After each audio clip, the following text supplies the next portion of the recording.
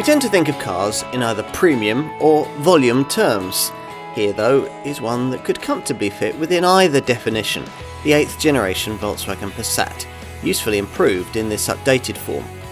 Though targeted at the mainstream part of the medium-range Mondeo-class D segment, it's long had an appeal stretching beyond, up towards the premium mid-sized executive saloon class.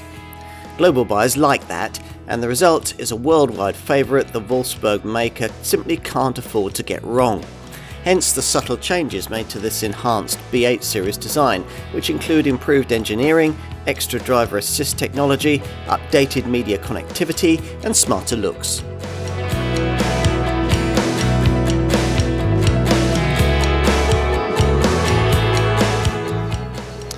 Volkswagen's Passat is a car that has always played a very deft hand, bridging the gap between the mainstream and the premium marques, while delivering comfort and value that's often market leading. It's why the Passat has long been Volkswagen's most successful nameplate, and the reason why Wolfsburg couldn't afford to get Generation 8 wrong. They didn't. But time's moved on since its initial launch in 2014, and 4 years later, an update to this B8 series car was needed, the revised model that we're going to look at here. As much as we like to think that the automotive world revolves around this scepter dial, the truth is somewhat different. Here we hold up the BMW 3 Series as the paragon of success when it comes to a mid-sized D-segment saloon or estate able to build sales volumes on the back of premium build quality. But in global terms, the 3 Series is a bit part player compared to Volkswagen's Passat. How successful is this VW? You might want to sit down for this one. It sells more than the entire product lineups of BMW or Audi, fully 1.1 million cars a year, with China and the US the biggest recipients. It's been on sale since 1972, so actually predates the Golf by a couple of years, and since then over 30 million Passats have been sold. While other manufacturers have been persuaded that models of this kind should be able to drive on their door handles, Volkswagen knows what its customer base really needs. A car that will lower the heartbeat rather than raise it. And as with any company that really knows its market, the rewards have been considerable. Today, as every day, over 3,000 new Passats will be sold across the world, with a new owner taking delivery every 29 seconds. It all makes this the company's best-selling global model. It's a phenomenon, no longer simply an integral part of the Volkswagen range, it's now pretty much a brand in itself. The danger of such success is that it can result in an overly conservative approach when the time comes for changes. This lightly facelifted version of the Mark 8 model, announced in the spring of 2019, certainly doesn't look too much different to the original, either outside or in. Actually though, quite a lot's gone on here in terms of updates, especially beneath the bonnet, where there's an all-new 150 PS diesel engine for the volume variant and a significant 30% increase in electrified driving range for this GTE petrol plug-in version. Plus, the car now features arguably the most sophisticated semi-autonomous driving technology in the segment. As before, more Passat people will choose the spacious estate body style than this saloon version, in which case they'll also have the opportunity to consider an SUV-style all-track variant, which uses the 4Motion four-wheel drive system fitted to the more powerful versions of more conventional models. So, will it all be enough to keep this car ahead of the chasing pack? Time to find out.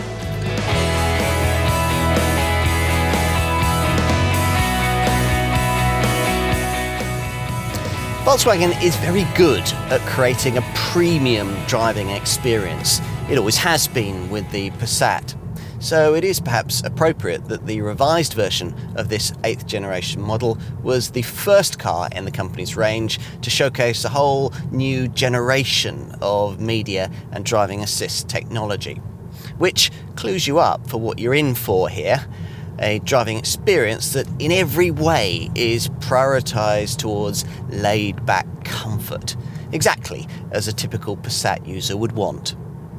We'll get to that after we've covered the two key engine updates that feature here. Arguably the most significant one is the introduction of the new generation Evo Series 2-litre TDI 150 PS diesel unit, which, with either a 6-speed manual or a 7-speed DSG Auto transmission, will be the power plant that the majority of Passat buyers will want. Cylinder deactivation features here for the first time in a black pump-fueled Volkswagen Group engine, all part of a complete TDI redesign that's also delivered new exhaust, turbo, fuel injection and thermos management systems. Collectively, these changes are enough to make this power plant actually more efficient than the continuing smaller, feebler 1.6-litre TDI 120 PS diesel unit. Yet performance is much as it was in the older tech 2-litre TDI 150 PS engine used in the pre-facelift range. 340 Newton meters of torque, allowing effortless pulling power, facilitating a rest to 62 miles an hour for the DSG version of 9.1 seconds en route to 130 miles an hour.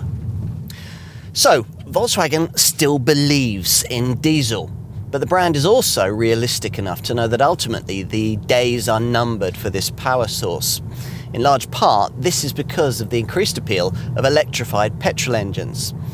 Surprisingly, this facelifted 8th generation Passat doesn't introduce the mild hybrid 12-volt technology now on offer in this car's Audi A4 cousin, but it does deliver a much improved version of the plug-in hybrid powertrain that the GTE version of this B8 series model featured previously, and we thought that we'd try it as part of this test. Volkswagen can't yet justify completely redesigning this power plant, so as before, it's based around mechanicals that the brand no longer uses in its conventional models, 1.4-litre TSI petrol engine and a DSG Auto gearbox with only 6 speeds. The engineers have, though, given this plug-in package a bigger battery, up from 9.9 to 13 kilowatt hours, which has improved this variant's electrified driving range by around 30%, or by around 12 miles. It's now WLTP rated at 36 miles, though we found that 30 miles is more typical in real-world use. Various selectable settings govern the way that the GTE's powertrain works. The car always starts off in fully electrified E mode before switching to a now reconfigured hybrid mode that sees the electric motor and the combustion engine combining together.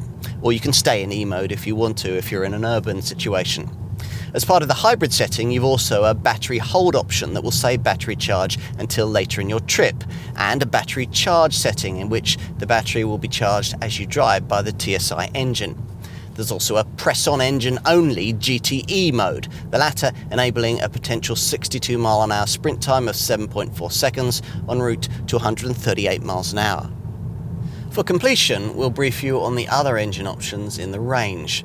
2 more petrols and 3 more diesels, all of them of more minority interest and all of them available only with a 7-speed DSG Auto gearbox, a transmission that here, as with other Volkswagen Group models, we found to be a little jerky when used at low speeds. If frugality is everything and you can't stretch to the GTE plug-in hybrid, you'll be drawn to the base 1.6-litre TDI 120 PS diesel unit that we mentioned earlier, though its performance will feel distinctly leisurely. The official figures are rest to 62 miles an hour in 11.3 seconds on the way to 127 miles an hour. There are also a couple of 190 PS Passat variants, both of which get to 62 miles an hour in a fraction under 8 seconds on the way to a top speed of just under 150 miles an hour. One is green pump fueled, the 2-litre TSI petrol. The other is a 2-litre TDI 190 PS diesel, this the older non-Evo generation unit, which will probably be the choice of towers. First, because it develops a lusty 400 Newton meters of torque, and second, because it can be ordered with the option of all-wheel drive, in which form it can tug along up to 2.2 tons. The 2-litre TDI 190 PS diesel and 4-motion all-wheel drive combination is the one you have to have if you're to choose the all-track estate version of this Passat, which features a 27.5mm ride height increase, off-road suspension and an off-road setting driving mode that includes hill descent assist for slippery slopes. All-wheel drive is mandatory for the two rare flagship engines in the range, both of which remain 4 cylinders in size. One's a diesel, the bi-TDI 240 PS unit capable of 62 miles an hour in 6.7 seconds on the way to 150 miles an hour. And the other is petrol-powered, the 272 PS version of the 2-litre TSI petrol unit, which creates a really understated performance model able to reach 62 miles an hour in just 5.8 seconds. And were it not for a 155 mile an hour speed limiter, the car would certainly manage 160 to 170 mile an hour autobahn speeds.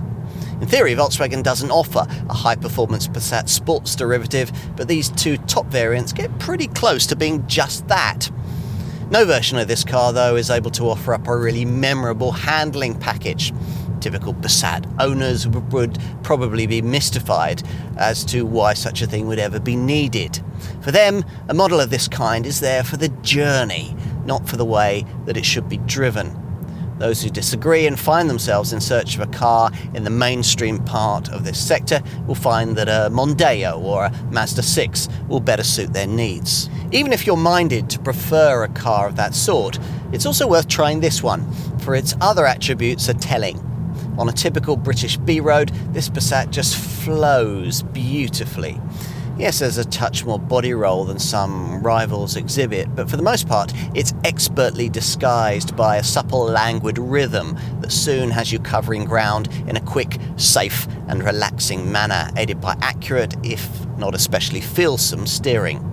Long distances melt away in Jaguar or Lexus style, helped by the exemplary refinement and the superbly supportive Ego Comfort seats. Think in terms of a model that's smooth, refined and low stress in this segment, and you'd have to start here first. It's a formula Volkswagen has perfected over many years with this car, and they'd be mad to divert from it. The Wolfsburg maker does, though, invite a little more driver involvement in the whole dynamic process these days. There are no chassis or suspension changes with this revised B8 model, but as before, there's an optional XDS electronic differential lock system that aids corner turn-in, and you can specify firmer sports suspension if you're really determined to ruin the ride. A better damping option is the extra-cost DCC dynamic chassis control system that we're trying here, which adjusts ride comfort through 4 settings: Eco, Sport, Normal and Individual. It's one of the better damping systems out there, but whether it's really worth the extra that Volkswagen wants for it on all but the most powerful petrol and diesel engines is debatable. After all, this car's standard ride package doesn't really need fiddling with, almost class-leading as it is over poor and broken services, helped by this 8th generation model's sophisticated MQB chassis. Earlier, we mentioned the fresh generation of drive assist technology that's been ushered in by this revised model. So let's finish this section by briefing you on that. What's important to understand here is the switch from passive to active technology. Previously, the ACC Adaptive Chassis Control System, now standard across the range, merely braked and accelerated the car based around a preset speed. Now it uses the car's front camera system, GPS data and a whole host of sensors to drive the car predictively. So when ACC is set, the car knows in advance about bends, roundabouts and upcoming traffic flow. Plus, the Passat will adapt itself to speed limits as you enter them. Adaptive cruise control is also an integral part of this car's clever new travel assist system, which enables partially assisted so-called level 2 autonomous driving. The pre-facelifted model's traffic jam assist setup, which continues here, had an element of this, pairing ACC technology with lane assist adaptive lane guidance, so that the car could effectively drive itself in traffic queues. But because that tech could only work at up to 37 miles an hour, it was only good for urban conditions. So, Volkswagen has developed Travel Assist from it, which also works with ACC and lane assist, but provides partially assisted driving at highway speeds of up to 130 miles an hour. That's made possible by the integration of the predictive technology we just mentioned and the addition here of a new capacitive steering wheel, which has to sense your hands upon its rim. Otherwise, if warnings are ignored, it'll disable all the drive systems and bring the car to a gradual stop at the side of the road. This is all the kind of technology we think a typical buyer of this model will really like. Very Volkswagen and perfectly Passat.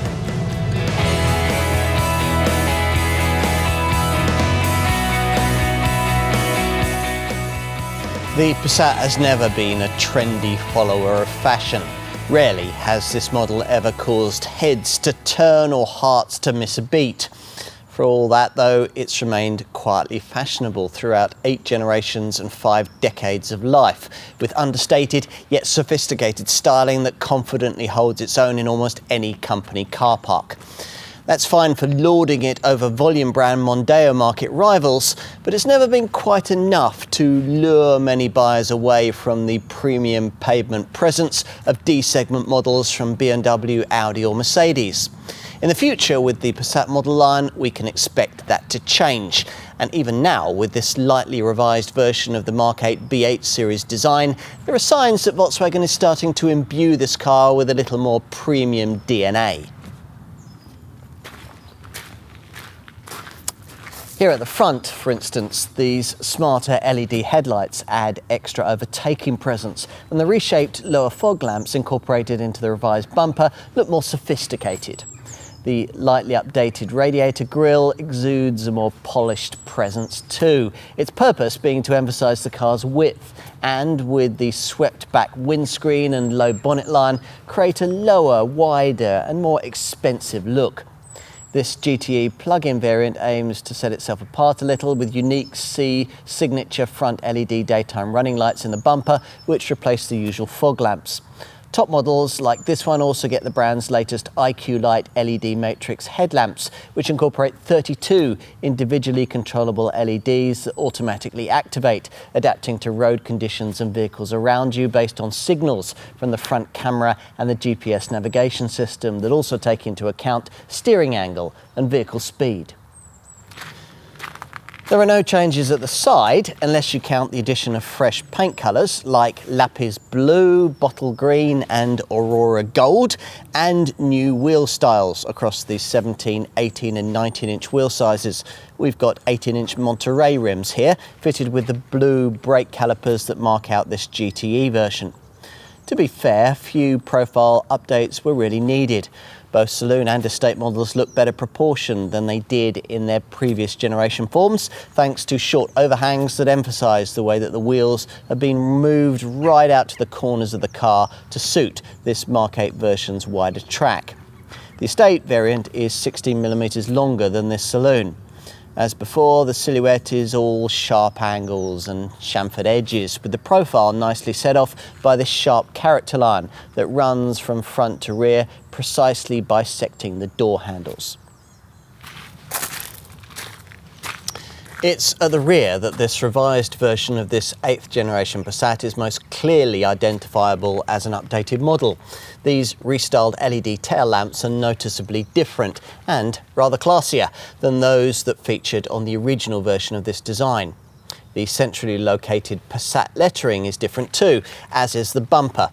As before, on this saloon model, the flared shoulder of the C-pillar transitions into a large boot lid that continues the low and wide styling theme. And also as before, under the skin lies the MQB platform this car shares with its close segment cousins, the Skoda Superb and the Audi A4, a chassis that made the largest contribution to the 85 kilogram saving in weight that this 8th generation model gained over its predecessor. Time to move inside, the doors closing with the kind of quality whoomph you'd only get from a premium design. Many Volkswagen Group models tend to sell on the upfront experience that they offer, and this one's no different. There's no question that this is a high-end place to be. Forget comparisons with Mondeo and Insignia segment rivals. What we have here is a cabin every bit as good as that you'd find in a far pricier compact executive saloon like Audi's A4 or BMW's 3 Series. Now, you wouldn't expect any of the fundamental elements to have been changed as part of a mid-term refresh, nor have they been. Klaus Bischoff's design team instead contenting themselves with updating the steering wheel, restyling the door trims, revising the instruments, and adding a few fresh trim finishes and fabrics. As before, the minimalist dashboard is dominated by one long vent with sleek, integrated chrome fins that extend across the entire width of the fascia like a band. Previously, a classy analog clock was placed in the central part of the span, but now, disappointingly, that's been replaced by a piece of plastic with a Passat logo and a hazard warning button. Volkswagen says this gives more of a contemporary appearance, but it smacks a bit more of cost saving to us, which is a pity because everything else feels very nice indeed. The usual brushed aluminium trim, satin chromed switchgear and piano black inlays feature, and build quality from the German Emden factory is predictably faultless, all of it there to subtly reinforce the impression that Volkswagen has premium aspirations here. Just to make sure though, Volkswagen has gone the extra mile with technology, primarily with cabin screen tech. This centre dash monitor showcases the third generation MIB3 version of the brand's modular infotainment matrix display, which at first glance might not appear to be much different from the previous setup. With most Passat variants, you'll get this as an 8-inch Discover navigation screen, though on base trim versions without sat-nav, there's a smaller 6.5-inch display. Further up the range, you can opt for this largest size 9.2-inch Discover Navigation Pro monitor, which unfortunately does without the physical knobs of the other screens, but does feature additions like a 64GB SSD hard drive, 3D mapping, and a new, more intuitive Hello Volkswagen natural voice control system for online use of the phone and GPS functions. Whatever infotainment package you select, you should find that its ease of online use has been improved as part of the changes made to the MIB3 technology, which now features an online connectivity unit incorporating an integrated eSIM, meaning that if you wish, this Passat can be permanently online. That makes use of this infotainment system's upgraded functionality much easier. Things like internet radio that offers a choice of stations from all over the world. The way that passengers can connect their smart devices to the internet via a Wi-Fi hotspot. And the integration for the first time of built-in streaming music services like Apple Music and Tidal, though you'll need to purchase in-car data for full use of them.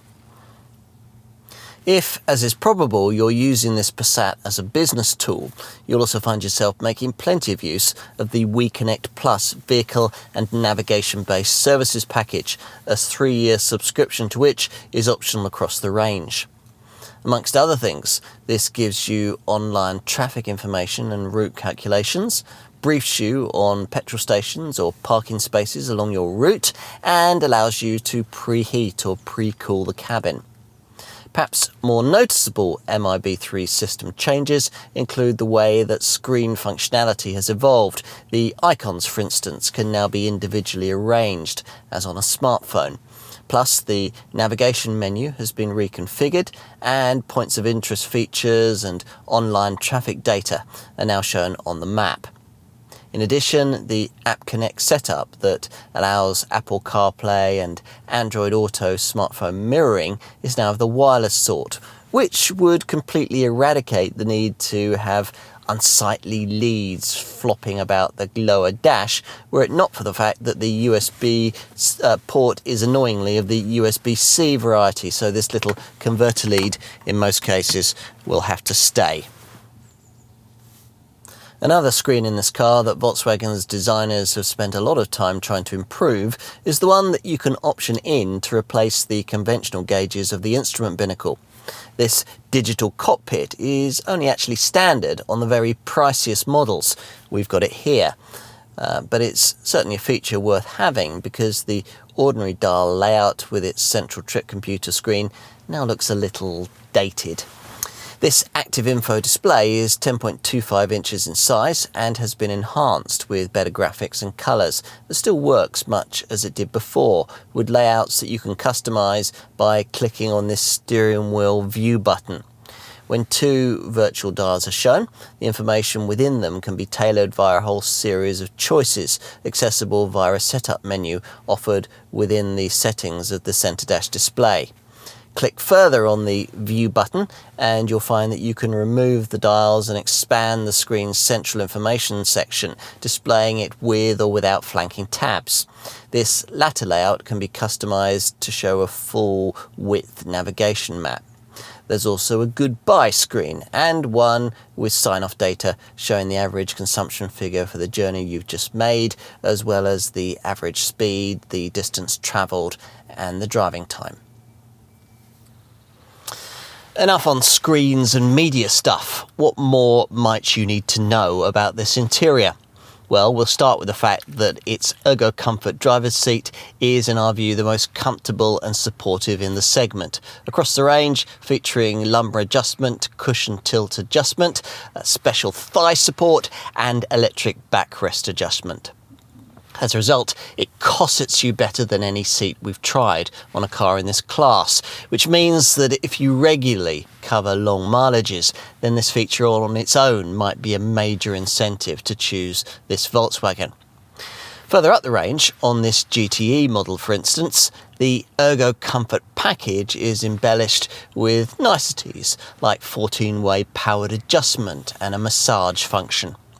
The seat positioning is just one of the ways that the ergonomics of this cabin are pretty faultless. There's plenty of reach and height adjustment for the steering wheel, and you'll also get this lovely height adjustable armrest that you can position to exactly suit the most comfortable possible position for your elbow. There are also few issues with all-round visibility thanks to the wide windows and upright pillars, though standard front and rear parking sensors are included just in case. What about cabin storage? Well, that armrest we just mentioned covers a deep central stowage area between the seats, which incorporates another USB-C port. The air-conditioned glove box and the reasonably sized door bins are both decently sized and smartly flock lined, the door bins incorporating holders for 1 litre bottles. There's a stowage area ahead of the gear stick and another by the driver's right knee. There are also twin cup holders by the gear stick, and Volkswagen hasn't forgotten to add an overhead sunglasses compartment. There's a coin holder and a 12-volt socket behind the electronic handbrake switch, along with a ticket clip on the driver's sun visor. Away from storage, we like little touches too, the LED ambient lighting strips in the doors, the dashboard and the footwell, and the way that the climate control system switches into air recirculation mode when the sat-nav informs it that you've entered a tunnel. Time to take a seat in the rear.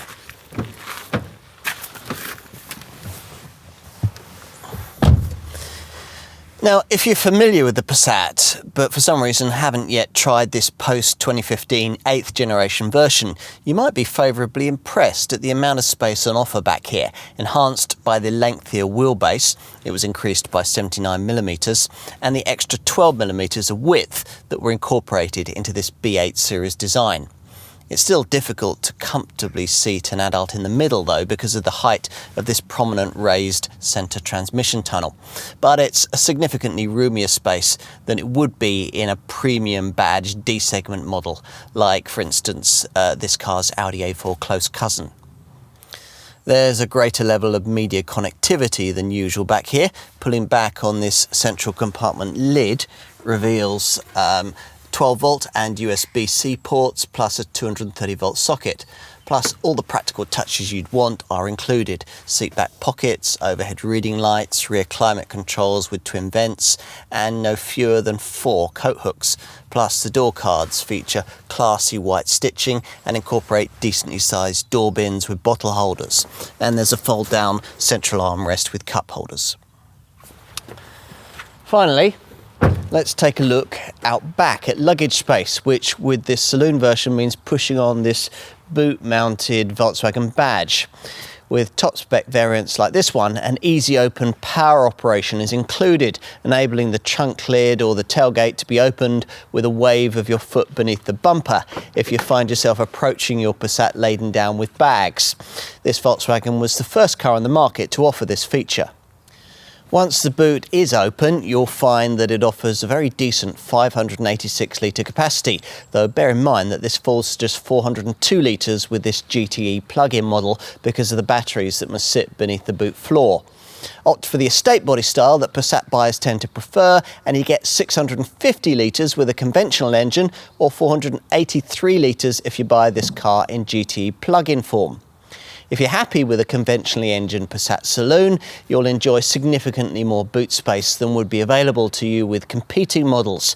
To give you some class perspective, the 586 litre capacity figure just mentioned is 81 litres more than an Audi A4, 86 litres more than a BMW 3 Series, or if, as is more likely, your comparison point is with a D-segment saloon featuring a volume brand badge, 106 litres more than a Mazda 6. A Peugeot 508 offers 56 litres less. It's a usable space too, with 4 tie-down points, a 12-volt socket on the right and this large pull-down hook which retracts from the boot roof. A warning triangle is built into the inside of the boot lid, and there's a useful compartment on the right-hand side of the cargo area where you can house a first aid kit. But of course, if you don't happen to want a Passat estate, the fact that you have to have a saloon body shape with this Volkswagen might conceivably be an issue for a few potential buyers. Having a 3-box body shape with a conventional trunk like this is, after all, a lot more restrictive in terms of what you can get in than would be the hatch arrangement offered as an alternative to an estate by a competing Mondeo, Insignia or Skoda Superb. Still, in compensation, there's a ski hatch, so you can push longer items through into the cabin. You can fold the rear backrest via these boot roof mounted levers. They only fold in a 60-40 split rather than the more useful 40-20-40 split that you get in a rival BMW 3 Series. But once everything's close to flat, you can potentially increase the boot space of this saloon to as much as 1,152 litres in a conventionally engined model. The estate version is, of course, more spacious still, its boot growing to 1,780 litres in size when the seat backs are retracted with a conventionally engined derivative.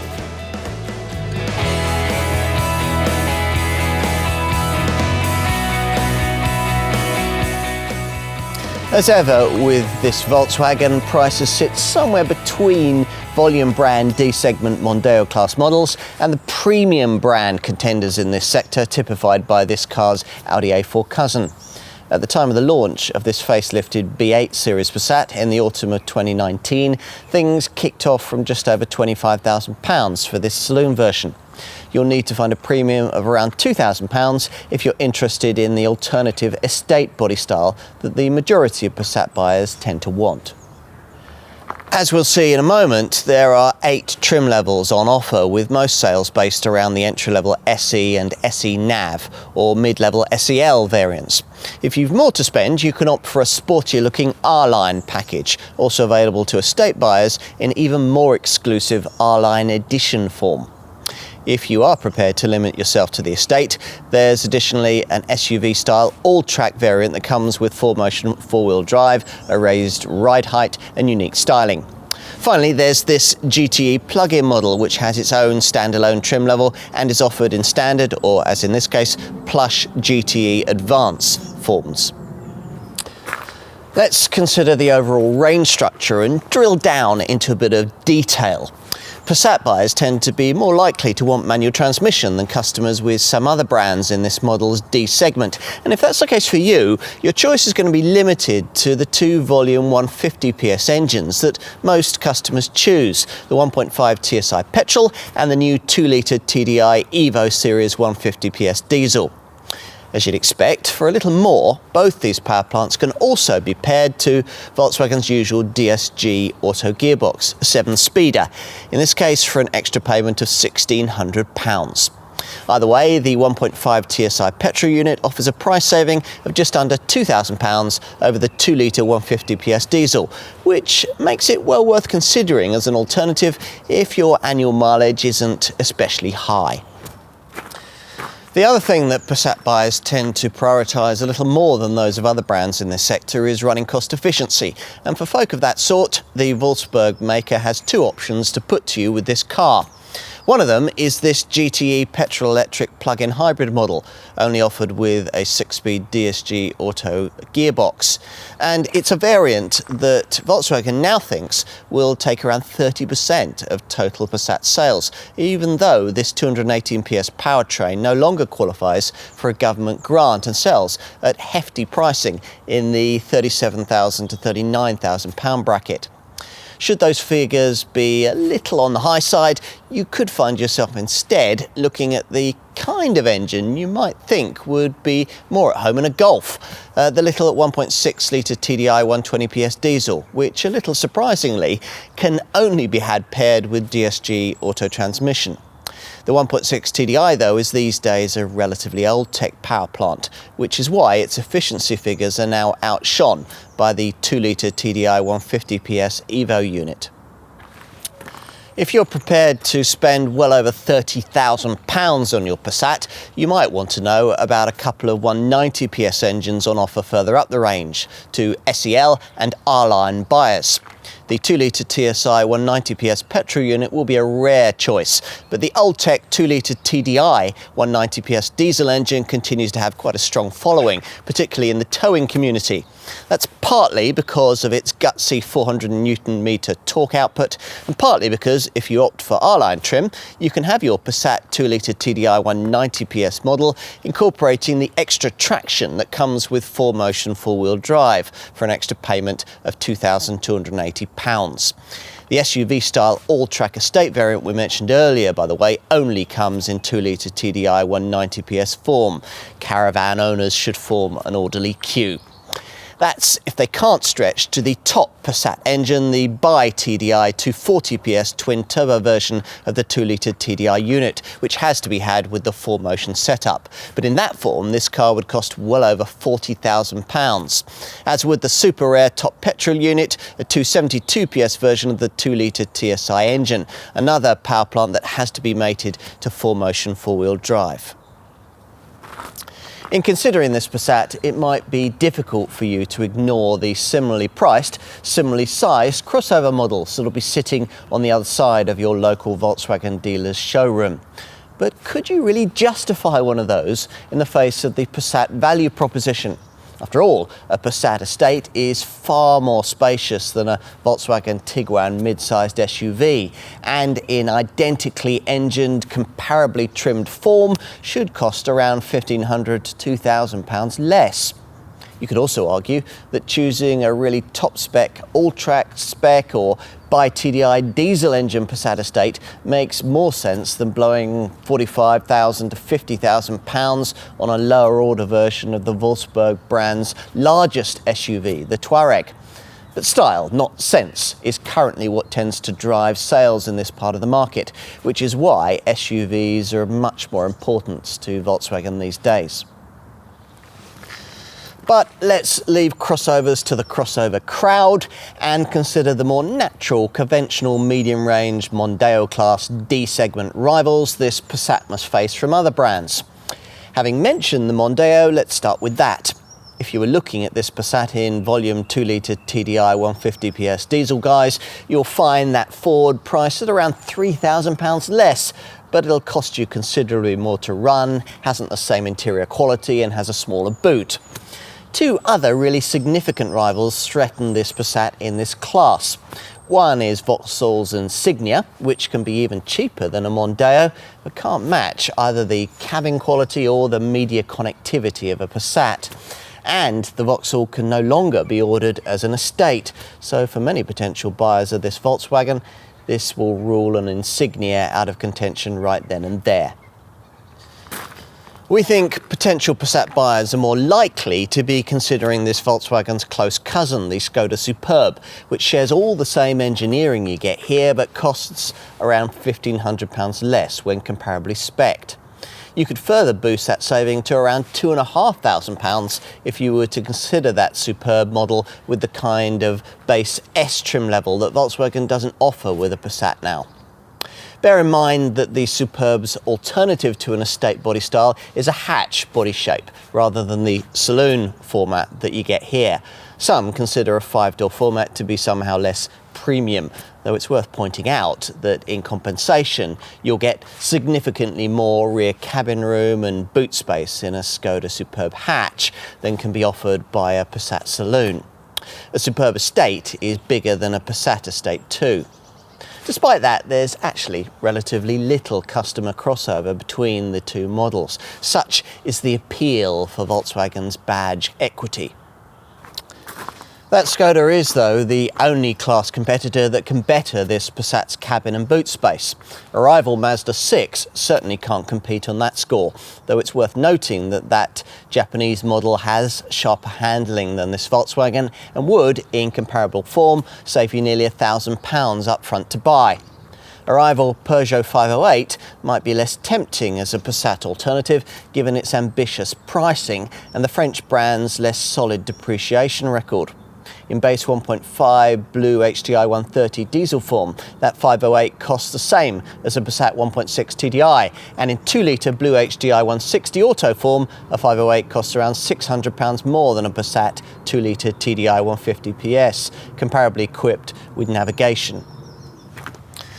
Beyond the Mondeo, the Insignia, the Superb, the Mazda 6 and the 508, there really isn't anything else you can look at in this class these days if you want a conventionally engined, volume-branded, direct D-segment alternative to what's on offer here and don't want an SUV. Once upon a time, Hyundai, Kia, Renault, Citroën, Honda and Toyota all campaigned vigorously in this sector. Now they're all gone, thanks to the rise of the ubiquitous crossover genre. You might, like us, be wondering just how much of a price step there'd be to go from a Passat to a D-segment model with a really posh premium badge, say a model like this car's close cousin, the Audi A4, or perhaps a BMW 3 Series or a Mercedes C-Class. Well, with comparable engine sizes, anything between £5,000 to £10,000 is the answer to that question, depending on the rival you're looking at. Quite a price step, in other words, which you might find difficult to stomach, given that in every case it gets you a car with a smaller boot and less rear cabin space. Before we finish our comparisons with other manufacturers, a word specifically about the price and positioning of the Passat GTE petrol plug-in model that we're looking at here, which, as we said earlier, cost, at the time of this test in early 2020, from around £36,500 in this saloon form, or from just over £38,000 as an estate. Exactly the same mechanical package is provided by Skoda's Superb IV at a saving of around £1,800. Aside from that car, the only volume-branded plug-in rival to a Passat GTE is the Peugeot 508 Hybrid 225, which costs around £1,500 less.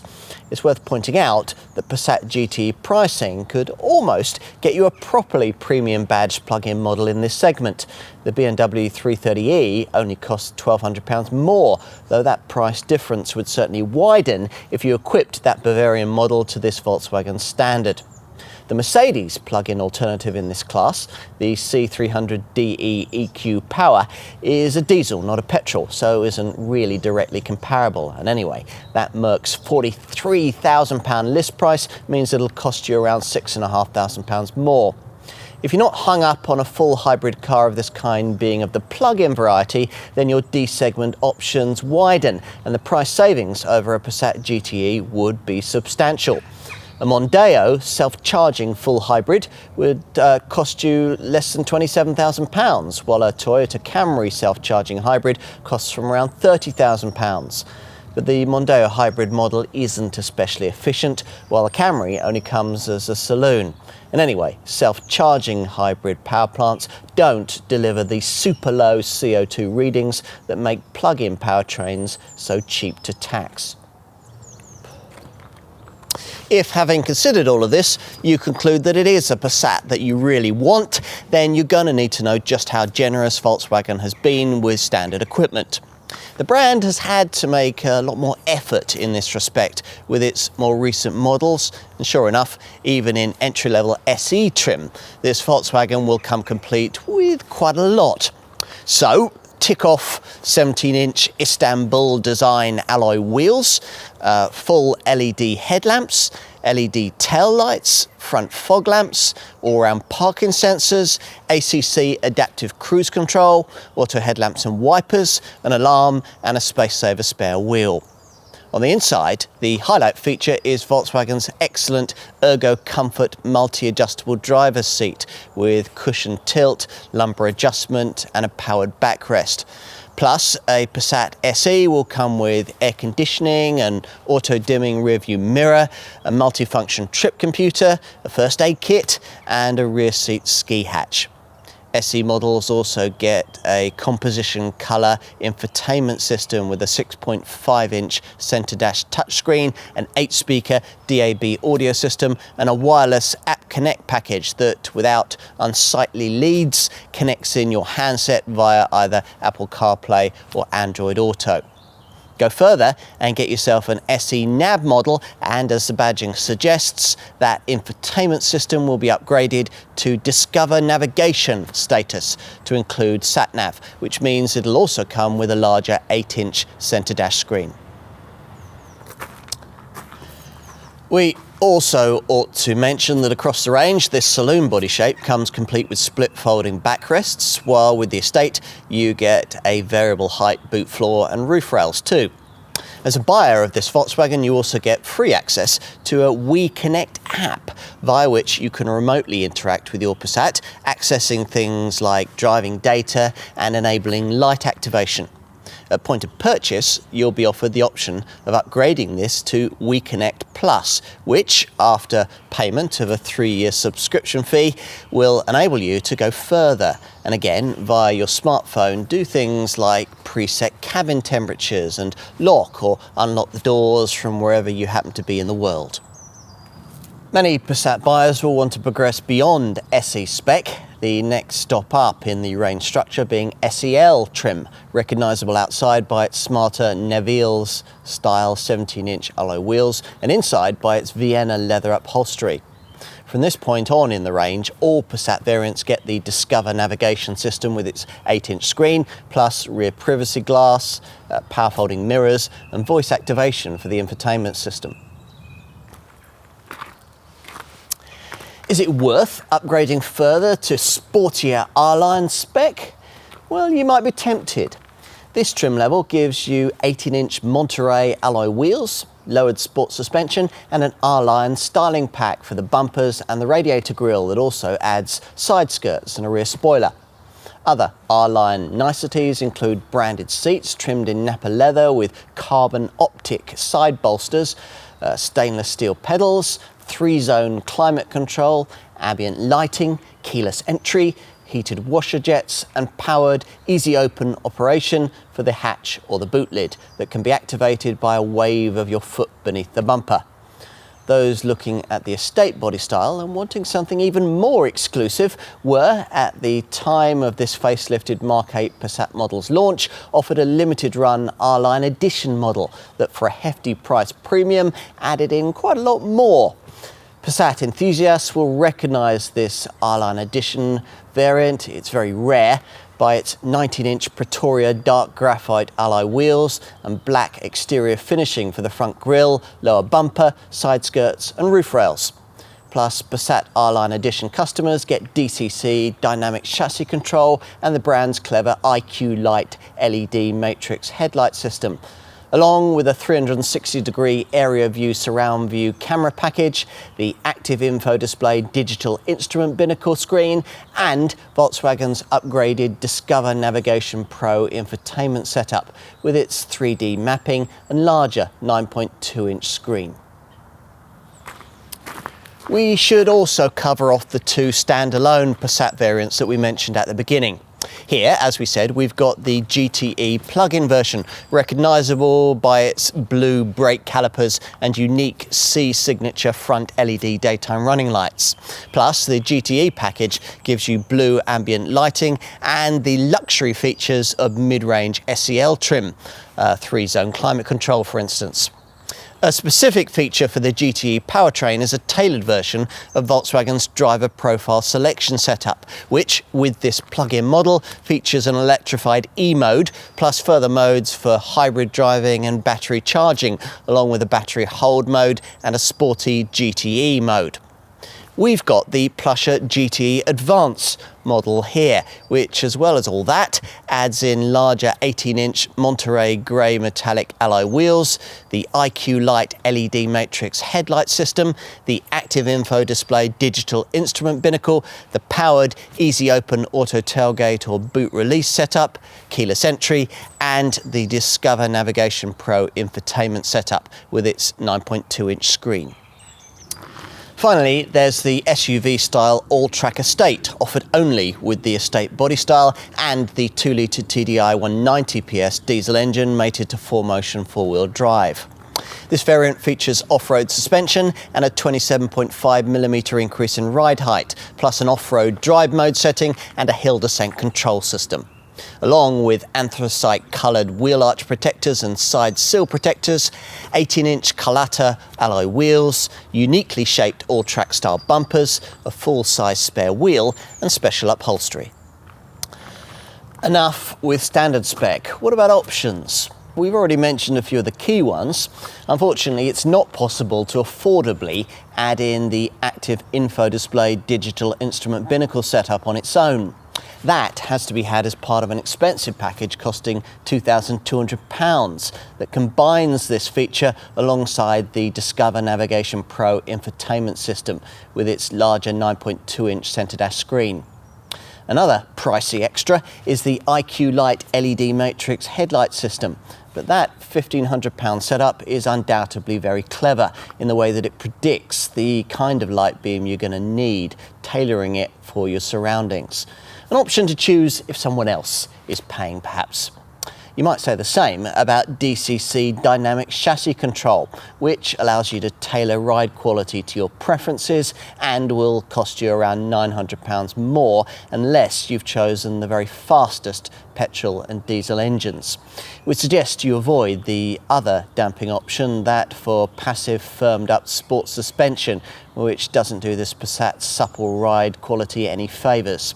If you like your driving, better to opt instead for the XDS electronic differential lock, which is there to reduce understeer and give you more stability when cornering. Plus, it stops one driven wheel spinning faster than the other, as it might, for example, when you were powering away across wet leaves. What else? A heated steering wheel or a head-up display, perhaps? A panoramic glass roof and some sort of ambient lighting package, maybe?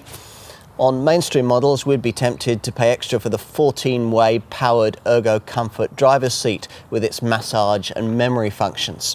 On the SE and SEL variants, there's plenty else you can add. Things like 3-zone climate control, keyless entry, and the easy open system for the powered boot lid or tailgate. On one of the SE models, you might want to pay extra for Vienna leather upholstery too. On to aesthetics. Bear in mind that unless you're going to order your Passat in solid Urano grey, you'll be paying your dealer more for your choice of paint shade. Appallingly, even bog standard solid pure white, which is what we've got here, costs more. Beyond that, there's a range of metallic and pearl effect shades, a new metallic signature colour, lapis blue, an ultra metallic shade, aquamarine blue, and a premium signature colour, oryx white. To set off your chosen colour, you might want to peruse Volkswagen's range of optional 17, 18 or 19-inch alloy wheels, should you not like the ones fitted with your chosen trim level. For the inside, buyers who've avoided R-Line spec might want to add in a black roof lining. We'll finish our look at options with a review of extra cost practical items. If, like most Passat buyers, you've chosen the Estate body style, it's very possible that you're going to want to add the optional tow bar, which can be of the swivelling or detachable kind.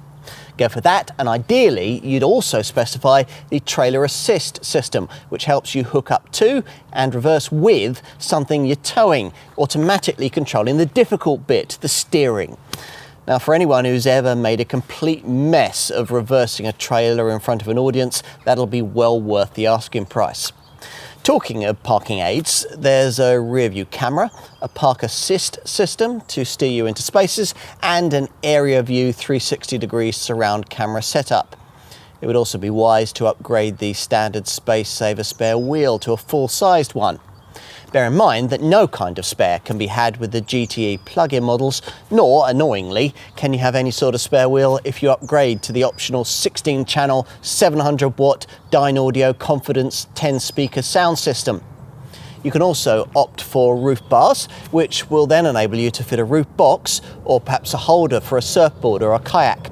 A ski and snowboard holder will take up to 6 pairs of skis or 4 snowboards, or you could attach a bicycle rack to the roof. Another bike carrier can fit over the tow bar at the back. Mud flaps are also available, and you can protect the luggage area with a rubber boot mat, a luggage compartment liner and rear bumper protection film. You can add in a luggage net too. Enough with options, let's take a look at driver assist systems and safety provision. Quite a lot's changed in terms of the driver assist features available on this car, all of which are grouped under Volkswagen's IQ Drive umbrella brand. Now that adaptive cruise control and lane assist, adaptive lane guidance are both standard across the range, quite a few more IQ Drive elements can be offered, and the one the company is most keen to promote is its latest travel assist system, which enables so-called level 2 autonomous driving at high speeds. It's basically a development of the previous traffic jam assist setup, but whereas that automatic longitudinal and lateral guidance system could only be used at up to 37 miles an hour, travel assist can completely control the car for you at speeds of up to 130 miles an hour. That's providing you keep your hands on the new capacitive steering wheel, though we read recently that taping an uncooked sausage to the steering wheel rim would be enough to fool the system's sensors into thinking you were holding it. Perhaps a little more development is needed there.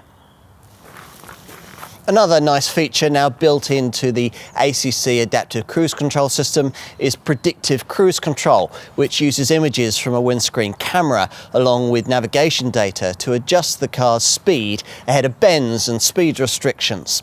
Plus, of course, ACC can do all the usual things, adapting your Passat speed to the vehicles ahead and, in the event of a tailback, bringing the car to a controlled stop and starting it off again without driver input.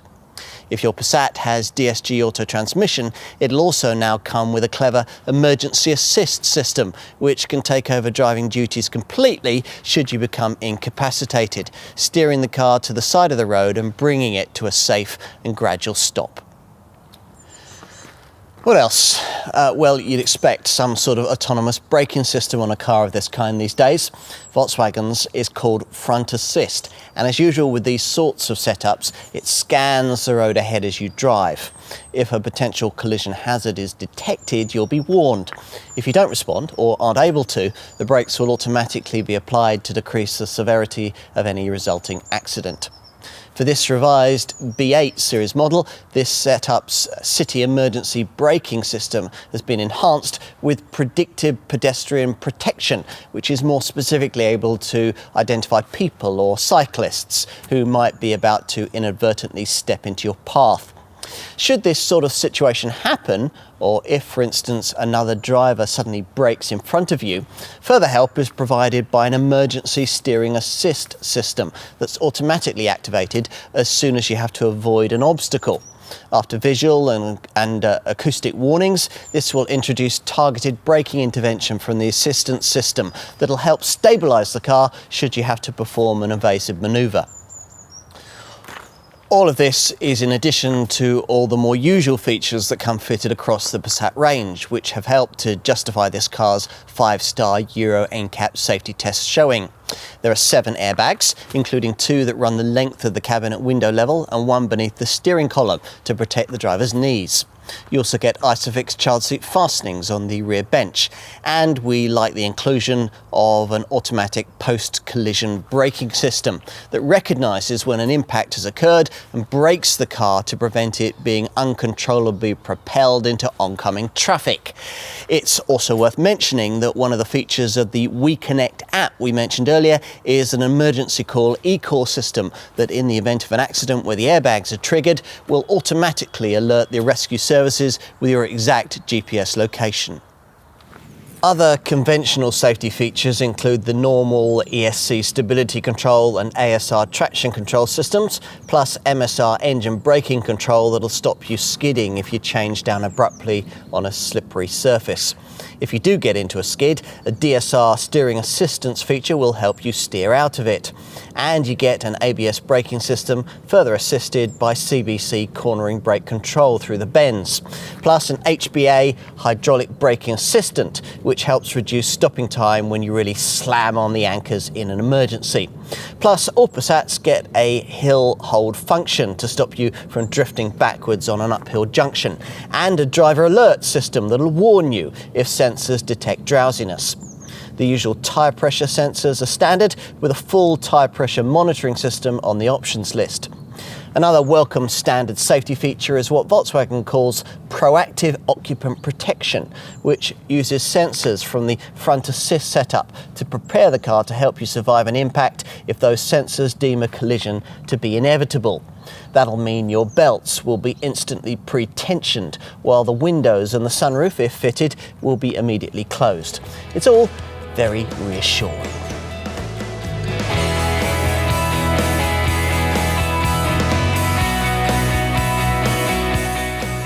At the original launch of this 8th generation V8 series Passat, Volkswagen put considerable efforts into creating a product with a core level of efficiency that would keep its running costs competitive throughout its life cycle.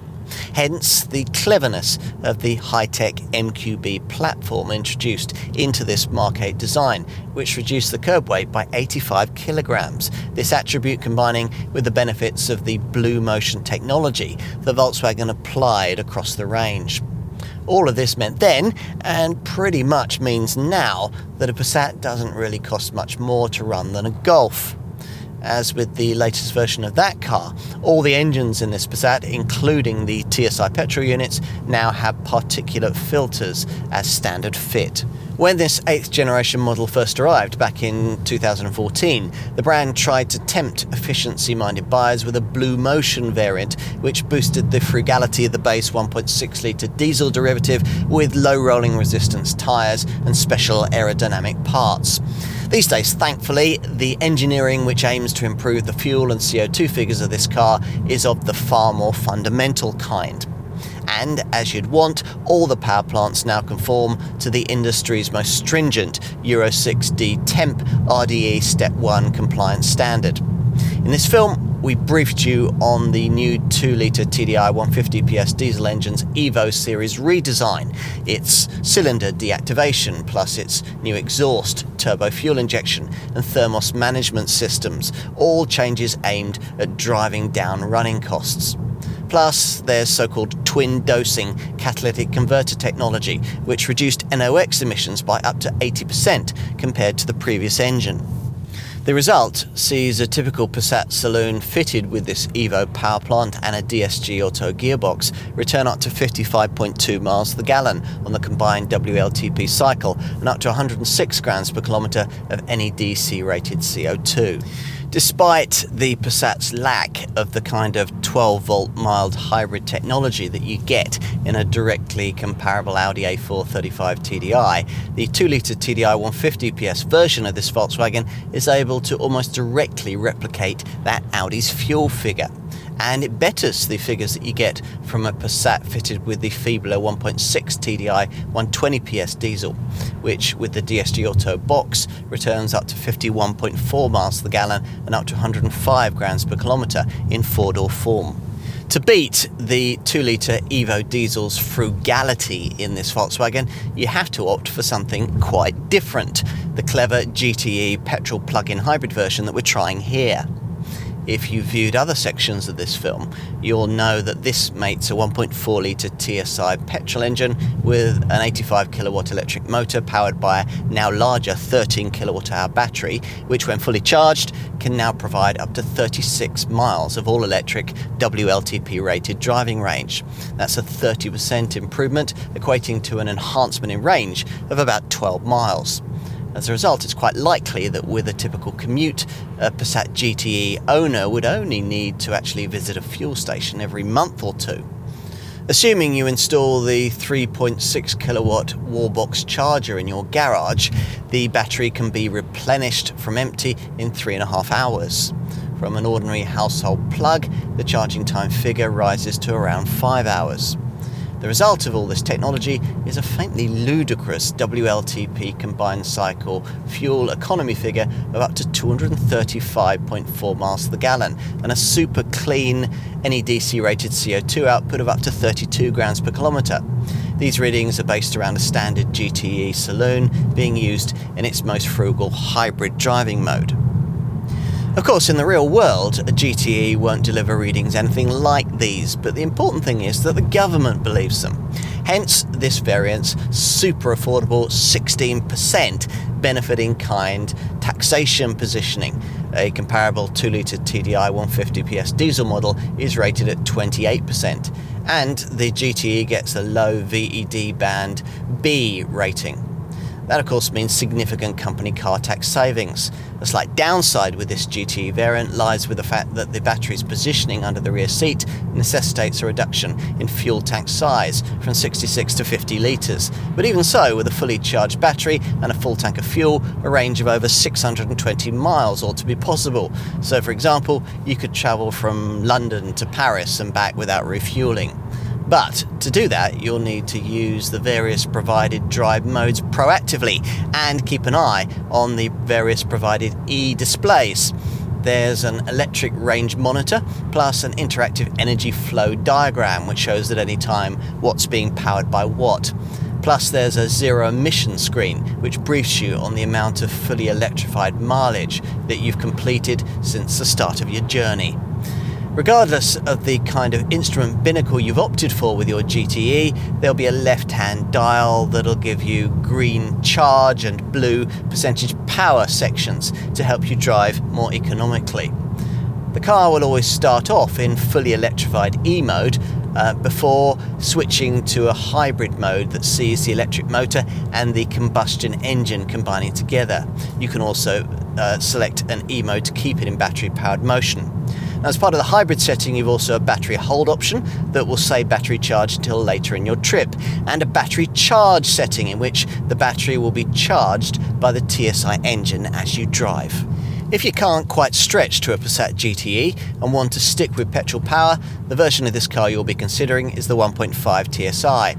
This unit hasn't been embellished with fashionable mild hybrid tech, but it does still feature active cylinder technology that under light throttle loads cuts off the second and the third cylinders for greater efficiency.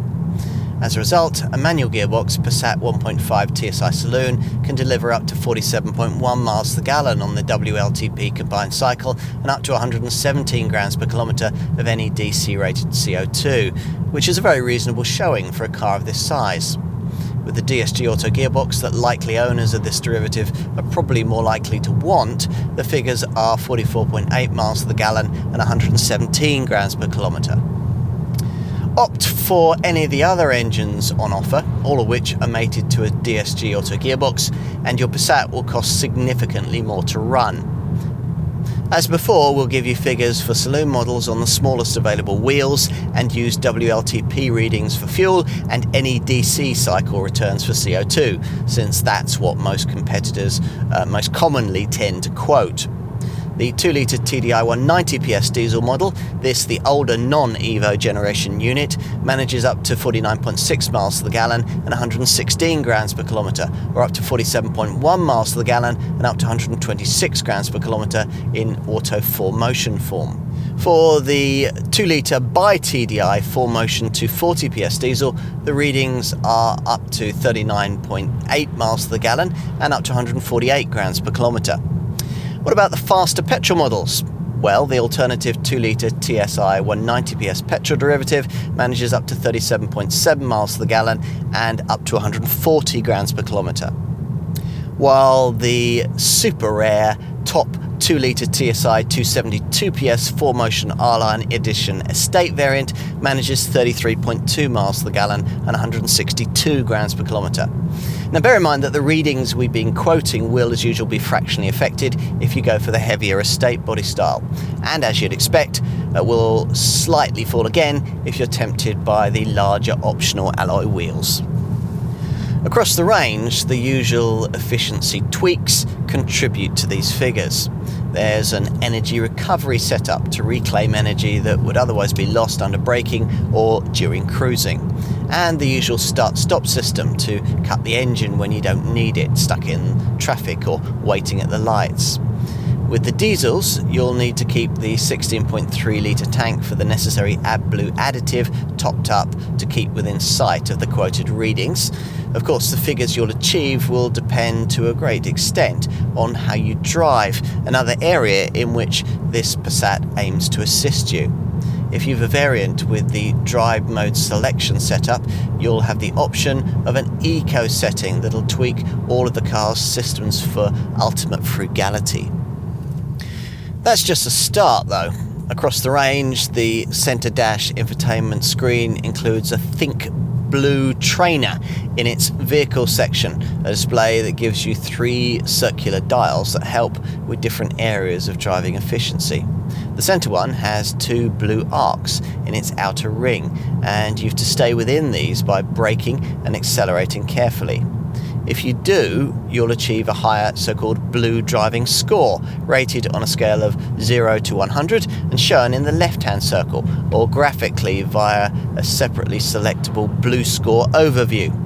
Do well here and the average fuel consumption figure shown in the right-hand circle will of course rise, and a touch of this round graphic will take you to a graph showing your average fuel consumption over the last 30 minutes. There's also the option of accessing a series of Think Blue fuel-saving tips, though to be frank, some of these are rather blindingly obvious. Opt for a model fitted with the active info display instrument binnacle screen, and you can also bring fuel consumption readings right into your line of sight as you drive. Can you be bothered with all this? If you can't, it's no good complaining that the quoted running cost figures don't match those you actually achieve. The other cost-related facts surrounding this Volkswagen, though, are rather more straightforward. You can expect some of the highest residual values available in the class. To be specific, industry experts suggest that you should comfortably manage to get between 35 and 41% of a Passat Saloon's original purchase price back after a typical 3-year, 36,000 mile operating period. For the estate, the figures are 33 to 43%. You won't be surprised to learn that this is a far better showing than you get with rival Mondeos and Insignias. What might be a little more shocking though is how close these residuals get to the kinds of returns that you get with a comparably engined posh premium badged D-segment mid-sized executive model like say an Audi A4 or a BMW 3 Series. We should give you a feel for your potential insurance costings too.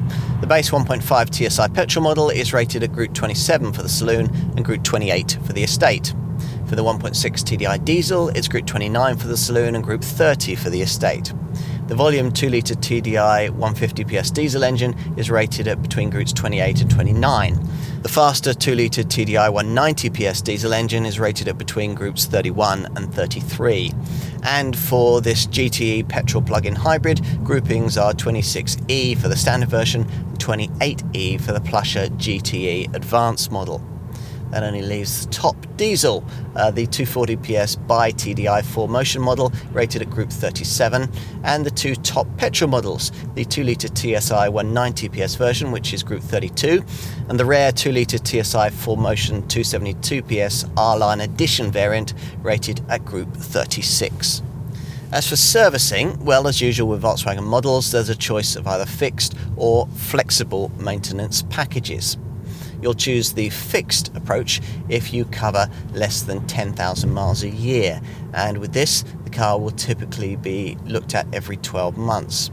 If your daily commute is more than 25 miles and your Passat will regularly be driven on longer distance journeys, you'll be able to work with a flexible regime that can see you travelling up to 18,000 miles or so between garage visits, or every 2 years, whichever is sooner. What else? Well, we like the fact that misfueling protection is standard across the range, so you won't be able to accidentally put petrol in your diesel Passat. Less impressive is the 3-year 60,000 mile warranty cover. We really can't see why Volkswagen couldn't extend that mileage limit to 100,000 miles, since that's what you get on its mechanically very similar Caddy van model. Doing that, though, wouldn't give Volkswagen dealers so much of an opportunity to sell extended warranty packages. There's one for 4 years and 75,000 miles, or if you plan to see a bit more of the world in your Passat, there's a 5-year 90,000 mile package. Whatever your decision, your car will come with 3 years of pan-European roadside assistance that has no mileage restriction. The paintwork warranty lasts for 3 years, and as you'd expect, this car is protected by a 12-year anti-corrosion package. The Passat GTE has a separate 8-year battery warranty which covers the battery for up to 100,000 miles.